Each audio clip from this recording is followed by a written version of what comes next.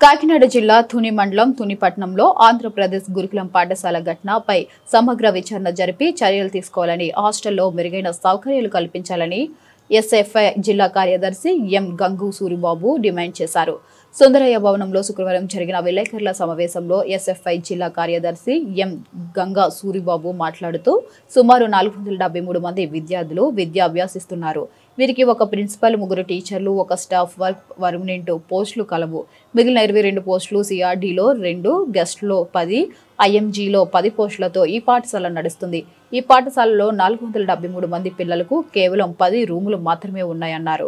ఇక ఒక్కొక్క రూమ్ లో 80 మంది చొప్పున 4 రూముల్లో ఉంటున్నారని ఆవేదన వ్యక్తం చేశారు. మిగిలిన విద్యార్థులు చాలని ప్లేస్ లో ఒకే రూమ్ లో అక్కడే క్లాసులు, అక్కడే పడుకునే పరిస్థితి హాస్టల్లో ఉందన్నారు.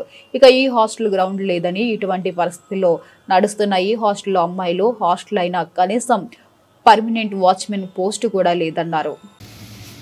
నా పేరు ఎం గంగా సూరిబాబు, ఎస్ఎఫ్ఐ కాకినాడ జిల్లా కార్యదర్శి. ఈరోజు ఏదైతే తునిలో ఆంధ్రప్రదేశ్ గురుకులం పాఠశాలలో జరిగిన ఘటన మీద సమగ్రమైన విచారణ చేయాలి, బాధ్యులు ఎవరైతే ఉన్నారో వాటి మీద చర్యలు తీసుకోవాలని భారత విద్యార్థి ఫెడరేషన్ ఎస్ఎఫ్ఐగా మేము డిమాండ్ చేస్తా ఉన్నాం.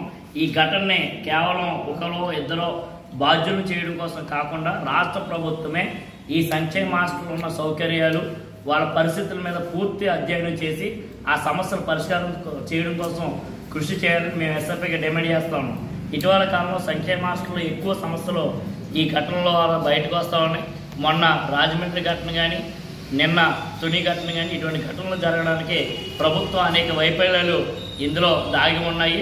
ఆంధ్రప్రదేశ్ గురుకులం పాఠశాల ఉమ్మడి తూర్పుగోదావరి జిల్లాలో మన కాకినాడ జిల్లాలో తునిలో ఉంది. ఈ పాఠశాలకి 473 మంది విద్యార్థులు చదువుకుంటున్నారు.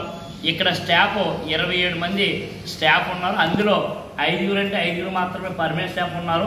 మిగిలిన అందరూ కూడా out sourcing, guest, CRT, IGT base మీద నడుపుతూ ఉన్నారు. కానీ ఈ హాస్టల్ సంబంధించి వాచ్మెన్ పోస్ట్ కూడా లేదు.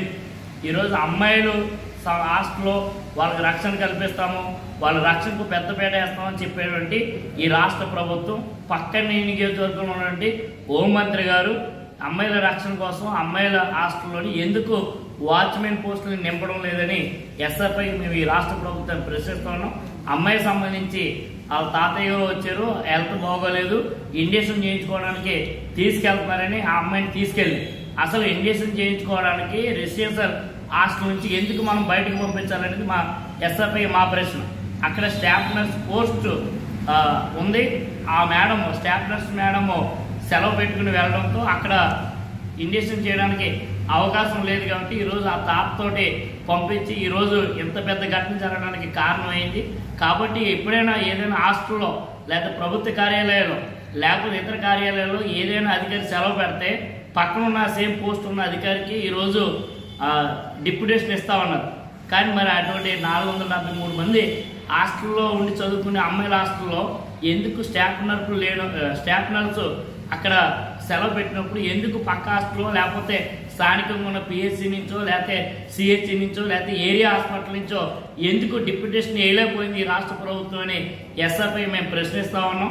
అదేవిధంగా ఈ హాస్టల్లో 473 మంది పిల్లలు ఉంటాయి. కేవలం 6 రూముల్లో ఈరోజు పిల్లలందరూ తల దాచుకునే పరిస్థితి ఉంది. ఒక్కొక్క గదిలో 80 మంది విద్యార్థులు ఉంటా ఉన్నారు. 2-3 క్లాసుల్లో అయితే ఏ క్లాసులో పాఠాలు చదువుకుంటున్నారో అదే క్లాసులో ఈరోజు డార్మెంటరీగా ఉపయోగించుకుని అక్కడే పడుకునే పరిస్థితి ఉంది. ఆ హాస్టల్ సంబంధించి ఎకరం పైనే స్థలం దాని పక్కనే ఉంది, దాన్ని వివాదాల్లో ఉంది. ఆ స్థలాన్ని ఇవ్వాలని ఇప్పటికే అక్కడ ఉన్న హాస్టల్లో యాజమాన్యం వాళ్ళ కమిషనరేట్కి మన జిల్లా కలెక్టర్ గారికి రాసి కంప్లైంట్ ఇచ్చిన కానీ ఈ రోజుకి హాస్టల్కి స్థలం కేటాయించుకోవడంతో హాస్టల్లో విస్తీర్ణం చేయడానికి అవకాశం లేకుండా పోయింది. హాస్టల్లో విస్తీర్ణం చేస్తే హాస్టల్లో ఉన్న సమస్యలు పరిష్కారం చేయడానికి, హాస్టల్లో మరింత భవనాలు పెరగడానికి ఉంటుంది. కానీ ప్రభుత్వం మాత్రం హాస్టల్లో పోస్టులు నింపకుండా ఇటువంటి ఘటనలు జరిగినప్పుడు ఒకరినో ఇద్దరినో బాధ్యత చేసి వాళ్ళ మీద చర్యలు తీసుకుని చేతులు దొరుకునే ప్రయత్నం ప్రభుత్వం చేస్తుంది. కాబట్టి భారత విద్యార్థి ఫెడరేషన్ ఎస్ఎఫ్ఐ ఆల్రెడీ ఆగస్టు నెలలోని, సెప్టెంబర్ నెలలోని, ఆగస్టు నెలలో జిల్లా కలెక్టరేట్ మీద పెద్ద ఎత్తున ధర్నా చేసి ఈ హాస్టల్లో ఉన్న సమస్యలు కులంకుశంగా రాసి జాయింట్ కలెక్టర్ గారు వస్తే ఆయనకి ఇస్తే ఆయన ఈ హాస్టల్ సమస్యలు ఇతర విషయాల మీద అన్నింటి మీద జాయింట్ యాక్షన్ కమిటీ వేస్తాము. ఆ సమస్యలు పరిష్కారం కృషి చేస్తామని చెప్పి, కానీ ఈ రోజుకి ఎక్కడ కూడా జాయింట్ యాక్షన్ కమిటీ వేయలేదు, హాస్టల్లో ఉన్న సమస్య పరిష్కారం చేయలేదు.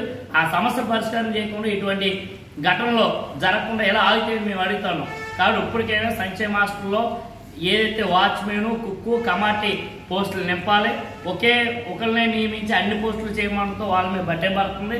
కాబట్టి ఇటువంటి ఘటనలు జరగడానికి ఇది ప్రధానమైన కారణంగా ఉంది. హాస్టల్ని అభివృద్ధి చేయాలి, హాస్టల్లో ఉన్న సమస్య పరిష్కారం చేయాలి. ఈ ఘటన మీద సమగ్రమైన విచారణ పై స్థాయి అధికారులతో చేయించాలి. ఘటనకి సంబంధించిన ఏవైతే బాధ్యులు ఉన్నారో వాళ్ళందరి మీద చర్యలు తీసుకోవాలని మేము ఎస్ఎఫ్ఐ కోరుతా ఉన్నాం. ప్రభుత్వం కూడా హాస్టల్లో మరిన్ని సౌకర్యాలు కల్పించాలి. ఏదైతే ఇతర సంఘాలు లేకపోతే ఇతర పేరెంట్స్ లేకపోతే ఇతరులు ఎవరు హాస్టల్లో రాకూడదు ప్రభుత్వ నిబంధనలో లేకపోతే రిజిస్ట్రేషన్ పెడతా ఉంది. ఈ రిజిస్ట్రేషన్ ద్వారా లోపల ఏం జరుగుతున్న విషయాన్ని బయటకు తెలియకుండా ఈరోజు చేయడం కోసం ప్రభుత్వం చూస్తూ ఉంది. ఇటువంటి ఏదైతే ఉత్తర్వులు ఉన్నాయో వీటిని కూడా వెనక్కి తీసుకోవాలని ఎస్ఎఫ్ఐకి మేము కోరుతాం.